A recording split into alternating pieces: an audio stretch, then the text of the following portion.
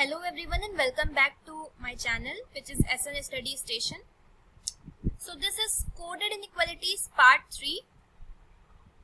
इसके हमने first and second part discuss कर लिए और उन पर बेस्ड क्वेश्चंस भी सॉल्व कर लिए हैं. तो आज के इस पार्ट में, आज के इस वीडियो में हम डिफिकल्ट क्वेश्चंस डिस्कस करेंगे जो कि कोडेड इनइक्वालिटीज के होंगे और ये लास्ट पार्ट है ऑफ कोडेड इनइक्वालिटी. सो फटाफट से स्टार्ट करते हैं. Question number 1. यहाँ पे जो क्वेश्चन दिया हुआ है वो वही सेम पैटर्न पे है, यानी कि एक कोडिंग दी हुई है. इससे पहले सबसे पहले हमें क्या करना होगा, डिकोड करना होगा. सबसे पहले इस कोडिंग को हमें डिकोड करना होगा. उसके बाद स्टेटमेंट और कंक्लूजन्स को भी हम सिंबल्स जो दिए हुए हैं उनकी जगह पे हम साइंस कर देंगे, साइंस को लिख देंगे और उसके बाद हम क्वेश्चन को सॉल्व कर लेंगे डायरेक्टली. देखिए सबसे पहले क्या है, डिकोड कर लेते हैं. तो यहाँ पे डिकोडिंग थोड़ी टफ होने वाली है बट कोई बात नहीं, सॉल्व करते हैं. देखिए क्या है, $b, इसका मतलब है a is not smaller than b. अभी तक हमने जो क्वेश्चन सॉल्व किया उसमें क्या होता था कि a is smaller than b, a is greater than b, है ना, इस तरीके से होता था. बट यहाँ क्या है, not smaller, not greater, neither greater nor equal, इस तरह से दिया हुआ है. तो डॉलर का मतलब क्या होगा. अच्छा, a is not smaller than b, a b से छोटा नहीं है. ठीक है, अगर वो b से छोटा नहीं है तो वो क्या हो सकता है, वो या तो b से बड़ा हो सकता है या फिर क्या हो सकता है, b के बराबर हो सकता है. यही दो चीजें हो सकती है ना.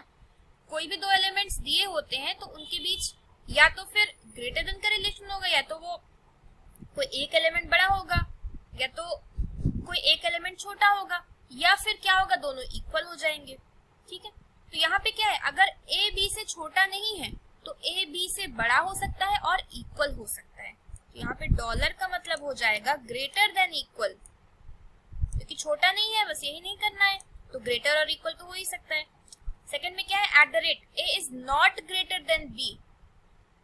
एट द रेट का मतलब क्या होगा, a is not greater than b.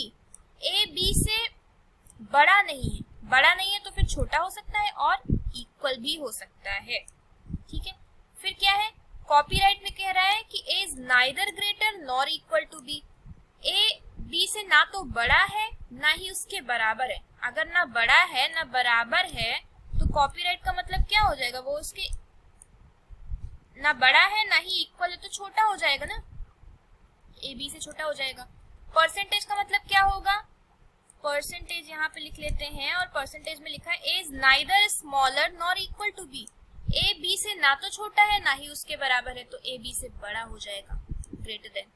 और हैशटैग का मतलब सिंपली हो जाएगा नाइदर स्मॉलर नॉर ग्रेटर, ना छोटा है ना बड़ा है तो हैशटैग का मतलब हो जाएगा इक्वल है. हैशटैग का मतलब हो जाएगा कि a और b इक्वल है. ठीक है, तो इस तरह से हमने डिकोड कर लिया. अभी स्टेटमेंट में डायरेक्टली हम यहाँ पे साइंस लगा देते हैं. देखिए अब और कुछ नहीं करना है, यहाँ पे सिर्फ साइंस हमें लगाने हैं. तो m से t की तरफ कॉपीराइट है, कॉपीराइट का मतलब होता है स्मॉलर, वैसा ही हो गया ना, इजी हो गया. t से j एट द रेट का मतलब होता है लेस देन इक्वल, तो ये हो जाएगा less than equal. Less than equal है ये, यहाँ पे ये इस तरह से हो जाएगा. और हैशटैग का मतलब है इक्वल, यानी कि j और d इक्वल है. हैशटैग, अच्छा कंक्लूजन को भी डिकोड कर लेते हैं. हैशटैग मतलब हो गया इक्वल. परसेंटेज का मतलब क्या होता है, ग्रेटर देन. यहाँ पे भी परसेंटेज है और यहाँ पे भी ग्रेटर है, यहाँ पे भी है. अब देखिए फर्स्ट कंक्लूजन क्या है, तो इस तरह से इजी हो गया ना. यहाँ पे सिर्फ क्या नॉट दिया हुआ था, मतलब कि कोई एक एलिमेंट है वो दूसरे से अगर छोटा नहीं है तो वो क्या हो सकता है, ग्रेटर इक्वल हो सकता है. अगर वो उससे छोटा होता तो डायरेक्टली हम स्मॉलर देन का साइन लगा देते, बट छोटा नहीं है तो फिर ग्रेटर इक्वल हो सकता है. अगर वो उससे बड़ा नहीं है तो फिर लेस देन इक्वल हो सकता है. अगर वो ना तो छोटा है ना हो उसके बराबर है तो फिर वो ग्रेटर देन हो जाएगा. इस तरीके से हम इसे डिकोड कर लेते हैं. ठीक है, तो अब कंक्लूजन देखते हैं. पहला कंक्लूजन है d is equal to t. अच्छा, d हमें मिल रहा है यहाँ लास्ट, और t कहाँ मिल रहा है, यहाँ मिल रहा है. तो d और j इक्वल है, तो j से t का रिलेशन देख लेते हैं, वही d से t का होगा. j से t की तरफ ग्रेटर इक्वल है, बट यहाँ पे क्या मिल रहा है, इक्वल मिल रहा है, तो ये फॉलो नहीं होगा. d से t क्या है, ग्रेटर, अच्छा डी से टी वही सेम है ना, तो डी से टी हमें मिल क्या रहा है, अगर आप यहाँ पे देखें तो डी और टी ग्रेटर और इक्वल मिल रहा है हमें, है ना, क्योंकि डी से जे इक्वल है और जे से टी ग्रेटर इक्वल है, तो डी से टी भी ग्रेटर और इक्वल हो जाएगा। अच्छा, फर्स्ट और सेकंड कंक्लूजन तो हमने सॉल्व कर लिए हैं, और इसमें हमें एक चीज देखने को मिली कि दोनों ही रॉन्ग है और दोनों में ही डी और टी यानी कि एलिमेंट्स जो है वो क्या है, सेम है। तो क्या आइदर और हो सकता है यहाँ पे, देखिए डी से टी या तो ग्रेटर देन होगा या तो इक्वल टू होगा, तो एक बार फर्स्ट वाले में इक्वल टू हो रहा है और सेकंड वाले में ग्रेटर देन हो रहा है, तो यानी कि कंक्लूजन फर्स्ट और कंक्लूजन सेकंड में आइदर और हो सकता है। ठीक है, थर्ड वाला भी चेक कर लेते हैं, मतलब आइदर और हो क्या सकता है, होगा ही होगा। फर्स्ट एंड सेकंड मतलब आइदर कंक्लूजन फर्स्ट और कंक्लूजन सेकंड फॉलोज, ये तो करेक्ट है। थर्ड वाला देख लेते हैं वो हो रहा है कि नहीं हो रहा है। डी से एम ग्रेटर चाहिए, तो डी से टी तक हम जा ही चुके थे, डी से टी ग्रेटर इक्वल मिला था, टी से एम क्या है, ग्रेटर, तो डी से एम भी ग्रेटर सही होगा, ये वाला भी सही होगा, मतलब फर्स्ट और सेकंड आइदर और है, तो यहाँ पे दो ऑप्शन में आइदर और दिया हुआ है, डी वाले में ओनली आइदर फर्स्ट और सेकंड इज ट्रू, तो ये तो सही है, लेकिन उसके साथ साथ थर्ड वाला भी तो सही है, तो ई वाले ऑप्शन में क्या है, ओनली आइदर फर्स्ट और सेकंड, हाँ ये तो ट्रू है, and third is true, third वाला भी तो डेफिनेटली ट्रू है, एंड थर्ड इज ट्रू, ये ऑप्शन करेक्ट हो जाएगा, option number E. Now move to next question. देखिए सेकंड क्वेश्चन जो है यहाँ पे भी वही सेम क्वेश्चन दिया हुआ है, तो इसे हमने ऑलरेडी डिकोड कर लिया है यहाँ पे, अभी हम स्टेटमेंट को डिकोड कर लेते हैं। H two Z dollar, dollar means होता है ग्रेटर इक्वल, यहाँ हो गया ग्रेटर इक्वल, ये थोड़ा सा सही से लिख देते हैं, greater and equal. J to M क्या है, कॉपीराइट, कॉपीराइट का मतलब होता है ग्रेटर, यहाँ पे दिया हुआ ना कॉपीराइट मतलब ग्रेटर, सॉरी लेसर, हाँ ये ध्यान रखना है। और एट द रेट का मतलब क्या होता है, लेसर इक्वल, तो लेसर इक्वल। कंक्लूजन को डिकोड कर लेते हैं। परसेंटेज का मतलब होता है ग्रेटर,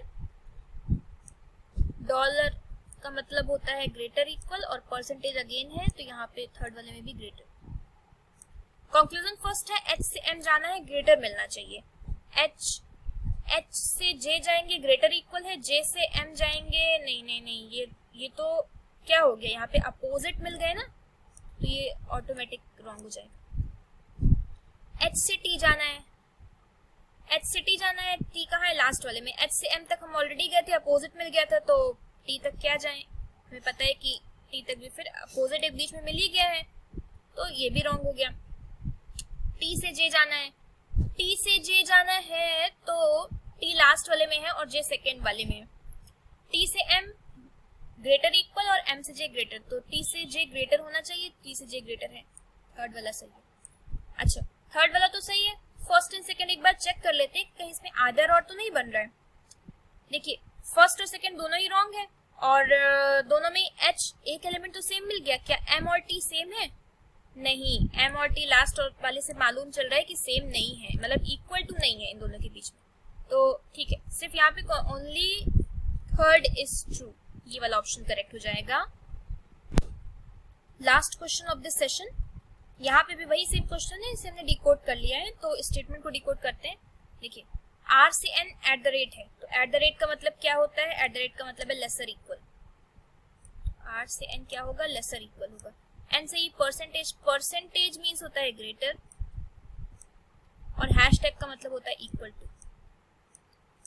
कंक्लूजन में कॉपीराइट का मतलब ये कॉपीराइट हो गया, लेस देन है।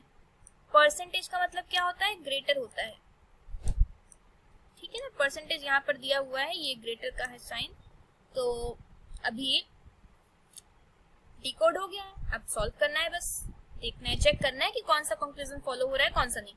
तो आर से सी जाना है, ओके 1 मिनट, सी नहीं यहाँ पर ई होगा, आर से ई, ठीक है, आर से ई जाना है हमें, आर से ई जाना है, तो आर से एन और एन से ई दोनों के बीच हमें अपोजिट साइन मिल गए, तो ये वाला तो रॉन्ग हो जाएगा। के से एन जाना है, ग्रेटर होना चाहिए, के से ई इक्वल है, तो ई से एन नहीं, ग्रेटर नहीं है, ई से एन की तरफ जाएंगे तो स्मॉलर है, n से e आते तब ग्रेटर होता, बट e से n स्मॉलर, तो ये वाला डेफिनेट रॉन्ग हो जाएगा। e से r जाना है, अच्छा e से n और n से r जा सकते हैं, e से n और n से r जाएंगे तो यहाँ पे भी अपोजिट मिल गए, ये वाला भी रॉन्ग हो जाएगा। अच्छा यहाँ पे तीनों रॉन्ग मिल रहे हैं, तो एक बार ये देखना जरूरी रहता है कि कोई दो स्टेटमेंट में क्या आइदर और मिल रहा है हमें। हाँ मिल रहा है, फर्स्ट और थर्ड में चेक कर सकते हैं। देखिए फर्स्ट और थर्ड में ई आर यहाँ पे भी है, ई आर यहाँ पे भी है। एक बार क्या कह रहा है, आर से जब ई की तरफ गए तो लेस देन मिला,